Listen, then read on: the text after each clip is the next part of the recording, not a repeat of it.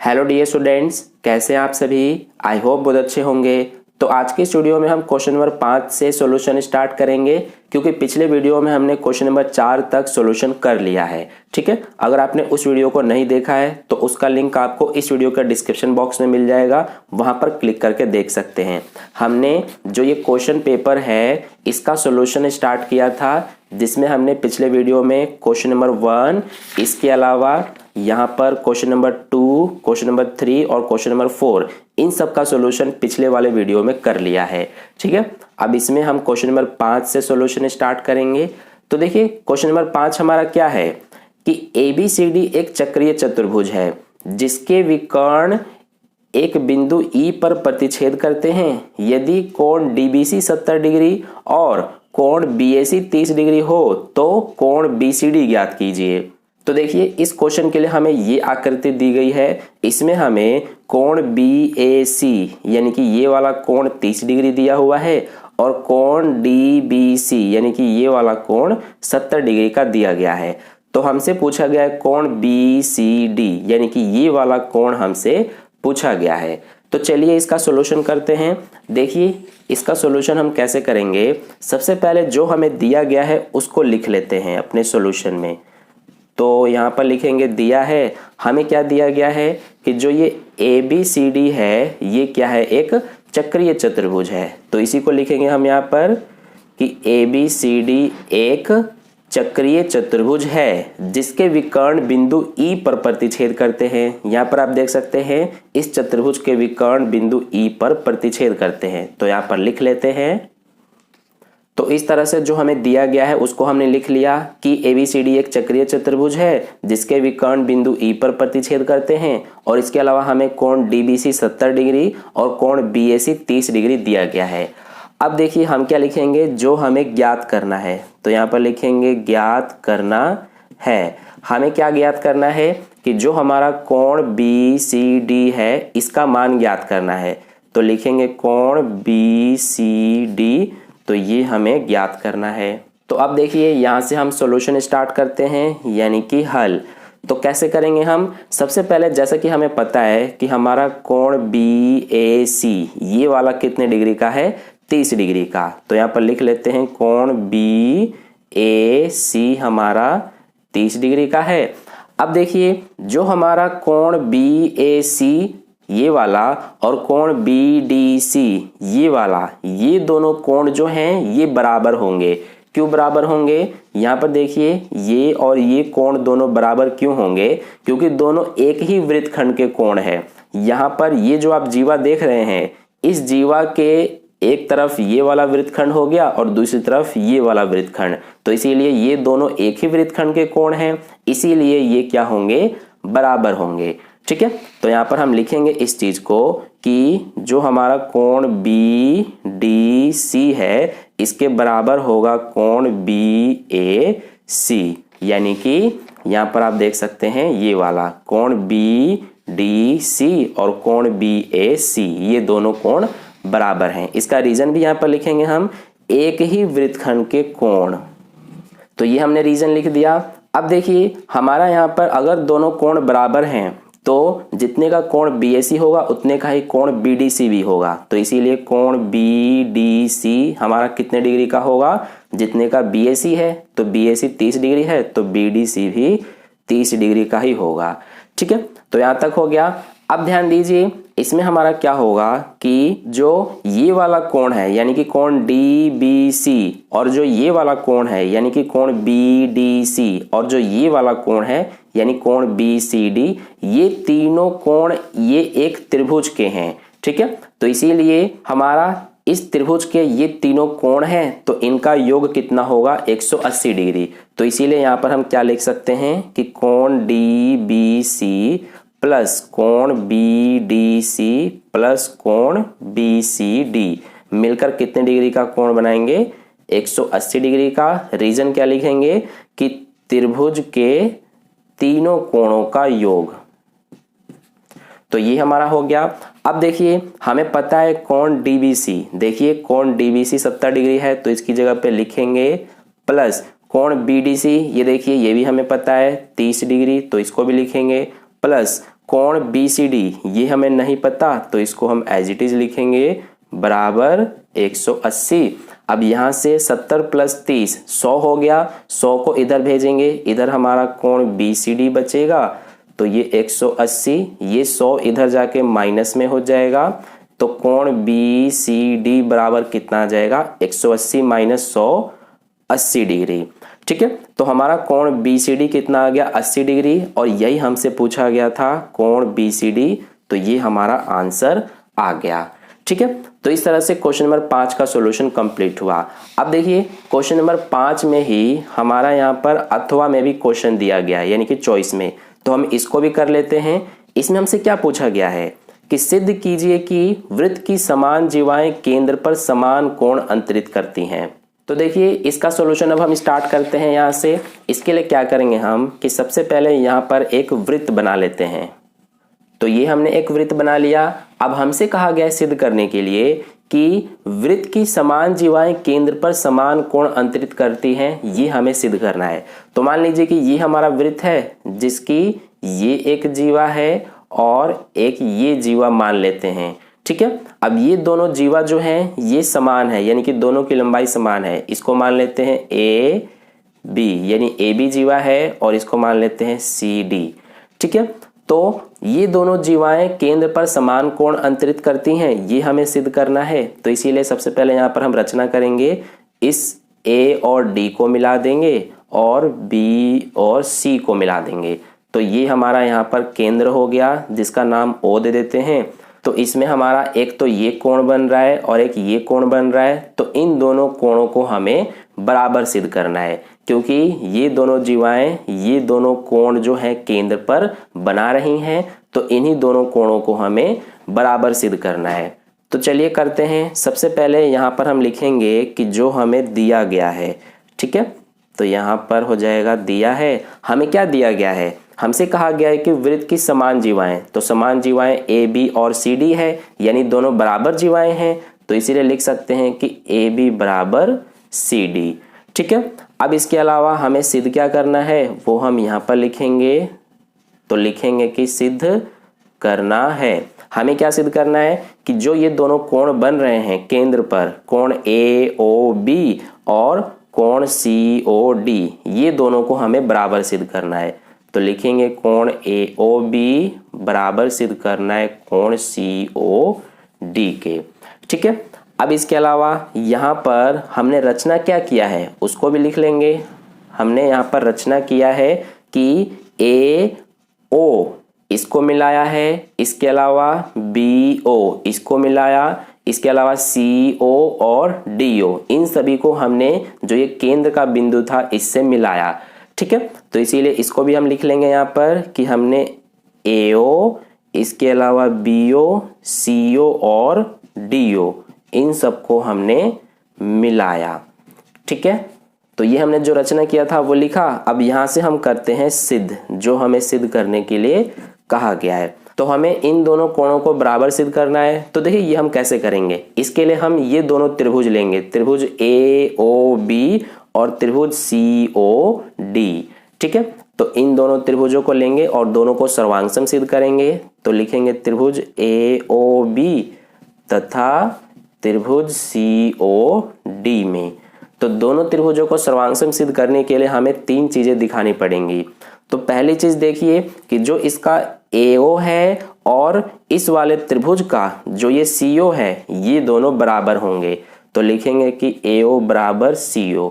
क्यों होंगे, क्योंकि देखिए ये एक वृत्त है और वृत्त का ये क्या है, केंद्र से ये परिधि तक की दूरी त्रिज्या है। ऐसे ही इसमें भी ये CO क्या है, केंद्र से परिधि तक की दूरी है, यानी कि ये भी त्रिज्या है। तो वृत्त की सभी त्रिज्याएं बराबर होती हैं, तो इसीलिए AO और CO बराबर होगा। ठीक है, तो यहाँ पर रीजन भी लिख देंगे क्यों बराबर है, क्योंकि एक ही वृत्त की त्रिज्याएं हैं। ठीक है, तो ये हम यहाँ पर इसका रीजन लिख देंगे। अब इसके अलावा दूसरी चीज देखिए कि इस वाले त्रिभुज में जो ये BO है और इस वाले त्रिभुज में जो ये DO है ये भी बराबर होंगे। तो इसको भी लिखेंगे कि BO बराबर DO। इसका भी रीजन सेम होगा, ये दोनों भी क्या है, इस वृत्त की त्रिज्याएं हैं। तो इसीलिए इसका भी रीजन लिखेंगे, एक ही वृत्त की त्रिज्याएं। तो ये हो गया हमारा। अब थर्ड चीज देखिए दोनों में कि ये जो AB है इस वाले त्रिभुज में और जो ये CD है इस वाले त्रिभुज में, ये दोनों भी बराबर होंगे, क्योंकि ये AB क्या है, इस वृत्त की जीवा है और CD भी जीवा है। तो यहाँ पर आप देख सकते हैं हमें ये दिया हुआ है AB और CD, ठीक है। तो ये बराबर है, इसीलिए लिखेंगे AB बराबर CD और इसका रीजन लिखेंगे ये हमें दिया है। तो देखिए यहाँ पर हमने दोनों ही त्रिभुजों में तीन चीजें दिखा दिया, ये भी हमारा साइड है, ये भी साइड, ये भी साइड। तो इसीलिए इसमें हमारा SSS सर्वांग समता नियम लगेगा। तो यहाँ पर लिख देंगे SSS सर्वांग समता नियम द्वारा क्या होगा हमारा कि जो दोनों त्रिभुज हैं, त्रिभुज AOB, ये सर्वांगसम सिद्ध हो जाता है त्रिभुज COD के, ठीक है। तो हमने यहाँ पर दोनों त्रिभुजों को सर्वांगसम सिद्ध कर दिया, लेकिन हमें सिद्ध क्या करना है कि कोण AOB बराबर कोण COD है। तो देखिए ये भी हम कर सकते हैं। अब यहाँ पर लिखेंगे क्या कि कोण AOB बराबर कोण COD है। क्यों है ये दोनों बराबर? ये हमारा CPCT द्वारा, CPCT का मतलब सर्वांगसम त्रिभुजों के संगत भाग। तो इसीलिए ये दोनों जो है त्रिभुज जो हैं इनको हमने सर्वांगसम सिद्ध कर दिया, तो ये कोण इनके संगत भाग हैं, इसीलिए CPCT द्वारा दोनों कोण बराबर सिद्ध हो गए। तो यही हमें सिद्ध करने के लिए कहा गया था। तो इस तरह से हमारा हो गया, ठीक है। तो हमने क्वेश्चन नंबर 5 का जो हमारा ये वाला सॉल्यूशन था इसको भी कर लिया और ये जो था इसको भी कर लिया। अब इसके बाद हमारा क्वेश्चन नंबर 6 स्टार्ट हो जाता है। तो देखिए क्वेश्चन नंबर 6 जो है ये हमारा यहाँ पर है, ये देखिए क्वेश्चन नंबर 6 है। तो इसमें हमसे क्या कहा गया है कि यदि एक गोले और एक ठोस घन का पृष्ठीय क्षेत्रफल समान होता है तो उनके आयतन का अनुपात ज्ञात कीजिए। तो चलिए अब हम इसका सॉल्यूशन करते हैं। यहाँ पर हम लिख लेते हैं ये हमारा क्वेश्चन नंबर 6 का सॉल्यूशन है। तो देखिए सबसे पहले आपको बता देना चाहूँगा कि ये हमारा क्वेश्चन जो है ये भी 2 नंबर का ही है। तो देखिए ऐसे क्वेश्चंस को हम किस तरह से सॉल्व करते हैं। हमसे कहा गया है कि एक गोला और एक घन दोनों का जो पृष्ठीय क्षेत्रफल है वो समान है। तो हमसे पूछा गया है दोनों के आयतन का अनुपात। तो ये हम कैसे बताएंगे? इसके लिए सबसे पहले जो हमें दिया है वही हम लिख लेंगे। हमें दोनों का पृष्ठीय क्षेत्रफल समान यानी कि बराबर दिया हुआ है, तो लिखेंगे कि गोले का पृष्ठीय क्षेत्रफल ये किसके बराबर है? घन का पृष्ठीय क्षेत्रफल के बराबर, ठीक है। अब यहाँ पर इसके अलावा हमें और कोई चीज इस क्वेश्चन में नहीं दी गई है। तो गोले का पृष्ठीय क्षेत्रफल है तो इसकी जगह पे इसका सूत्र लिखेंगे हम। क्या होता है गोले का पृष्ठीय क्षेत्रफल? यहाँ पर पृष्ठीय क्षेत्रफल लिखा हुआ है सिर्फ, इसका मतलब कुल पृष्ठीय क्षेत्रफल मानना है। तो इसका कुल पृष्ठीय क्षेत्रफल 4πr स्क्वायर होता है, ठीक है। वैसे गोले का तो कुल या वक्र होता ही नहीं है, सिर्फ पृष्ठीय क्षेत्रफल ही होता है, ठीक है। अब देखिए इसके अलावा बराबर में घन का पृष्ठीय क्षेत्रफल है यानी कि कुल पृष्ठीय क्षेत्रफल, तो ये हो जाएगा 6a स्क्वायर। अब यहाँ से हम क्या करेंगे कि इसमें हमें ना ही तो r ना ही a इन सब का मान नहीं पता, तो हम क्या करेंगे कि जो हमारा r और a है इसका अनुपात पता करेंगे, ठीक है। कैसे करेंगे? देखिए ये जो r स्क्वायर है इसको हम एज इट इज लिखेंगे और जो ये a स्क्वायर है ये इधर गुणा में है, इधर लाके भाग में कर देंगे, क्योंकि इधर गुणा में है तो इधर आके भाग हो जाएगा। इधर बचेगा अब सिर्फ 6 और ये जो 4 और पाई है ये दोनों गुणा में है, इधर जब आएगा तो ये भाग में हो जाएगा 4 पाई, ठीक है। तो यहाँ पर हमारा r स्क्वायर बटे में a स्क्वायर आ गया। अब यहाँ से हम क्या करेंगे कि दोनों का क्योंकि स्क्वायर है यानी कि घात दोनों की बराबर है, तो इनको हम ऐसे लिख सकते हैं कि r बटे a और इस पूरे का स्क्वायर, क्योंकि इसका मतलब दोनों का ही माना जाएगा घात। बराबर में क्या है 6/4 पाई। अब देखिए यहाँ पर अब हम क्या करेंगे, जो ये वर्ग है यानी स्क्वायर इसको इधर लेके जाएंगे, तो इधर बचेगा अब सिर्फ r बटे में a। बराबर में जब ये स्क्वायर इधर जाएगा तो स्क्वायर रूट बन जाएगा और ये पूरा स्क्वायर रूट में आ जाएगा 6/4 पाई।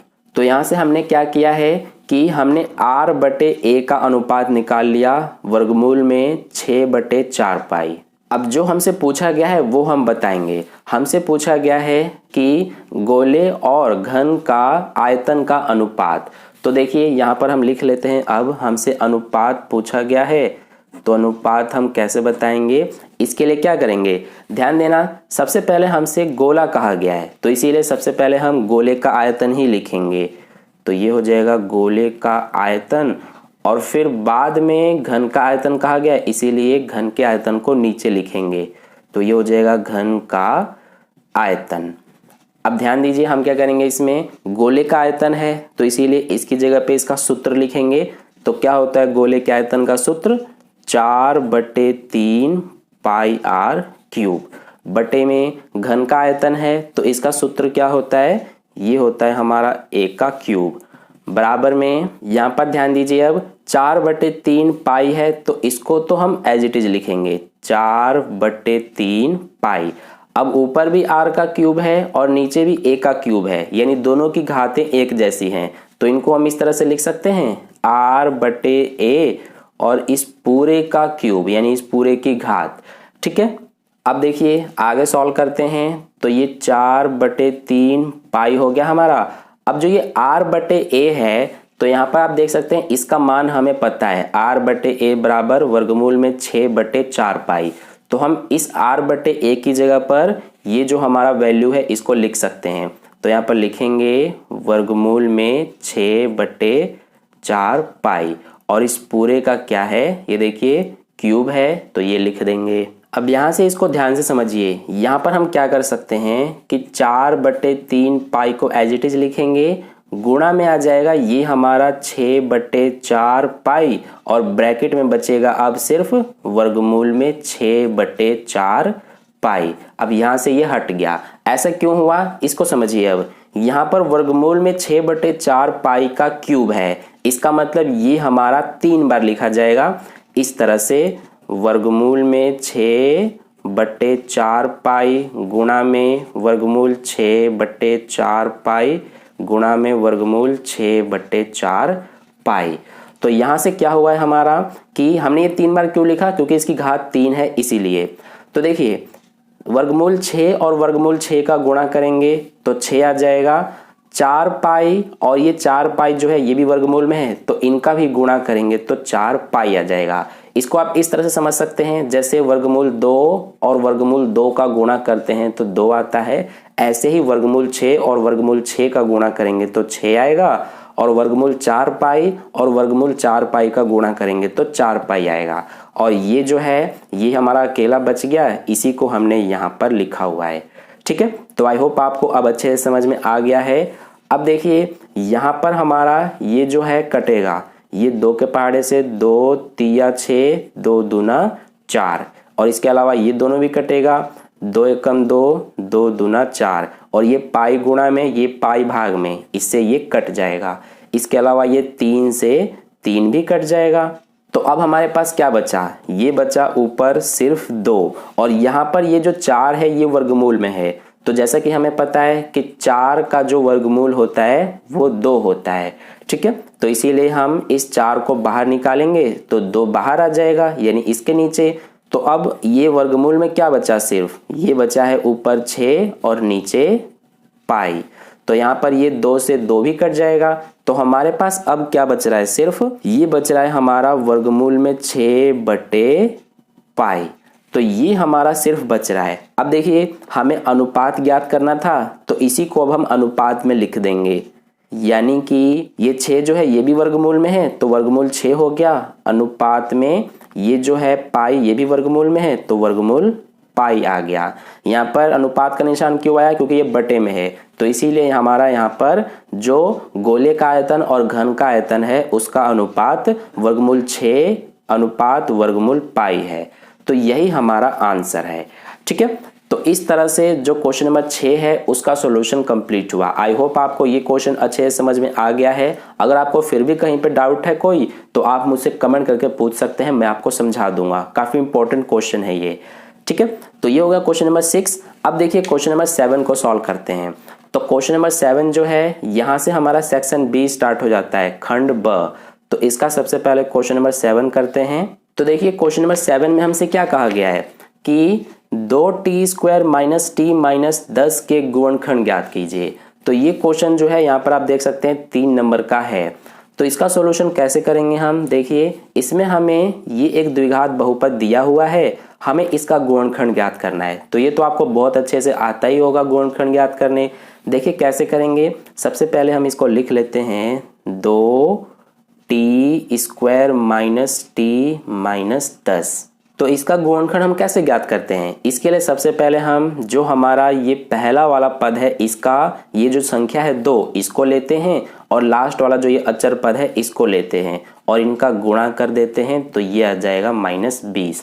अब हमें यहाँ पर 2 ऐसी संख्याएं लेनी है जिसका गुणा करें तो -20 आए और जोड़ने या घटाने पर ये बीच वाला पद जो है इसमें कोई संख्या नहीं है और ये माइनस है तो -1 मानेंगे। तो जोड़ने या घटाने पर -1 और गुणा करने पर -20 आना चाहिए। तो वो 2 संख्याएं हमारी कौन कौन सी हो जाएंगी, ये -5 और +4, क्योंकि इसको सॉल्व करेंगे तो 1 आएगा और दोनों का गुणा करेंगे तो -20 आएगा। तो हमें 2 संख्याएं पता चल गई -5 और 4। तो इसको हम एज इट इज लिखते हैं पहले वाले पद को, इस दूसरे वाले पद की जगह पर इन दोनों को लिखते हैं -5 और ये t आएगा क्योंकि यहाँ पे भी t है और फिर है +4 और ये t और इस लास्ट वाले को उतार देते हैं।